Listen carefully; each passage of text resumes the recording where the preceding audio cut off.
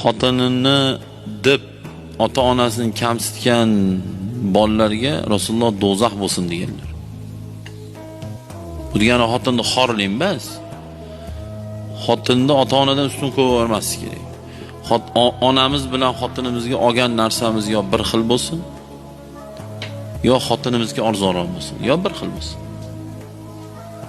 Biz o'ylamaylik, endi onam 65 ga kirdi, bo'laveradi. Nima odam emasmi 65 ga kirgan? Nabarot cho'tkisini olib bering. Zo'rini olib bering.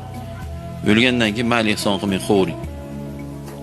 Mana men biron marta Liboydan so'rang, otam o'tdi, onam o'tishgan. Biron marta chaqirib yedirib ehson qildimmi? Qilmadim va qilmayman. Agar qilgim kelsa pulni bo'lib berib qo'raman.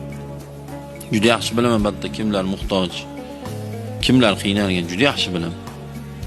U chaqirib yedirib bari to'q palonchi hojaga, po'kinchi hojaga chaqir deydi. Hojaga degani boylik uchun hajga borganda u. Bari to'qlarga yedirmasdan yetim bor, beva bor, kontraktini to'lanmayotgan bolalar bor. O'zi umuman uylangan xotin bola chaqasi bor, zo'rg'a 2 million, 3 million pul topadi. Ana o'shanga 5 million bering, qanaqa xursand bo'ling. Mabodo o'tganlarga ehson qilmoqchilar bo'lsalar, shuna qilinglar.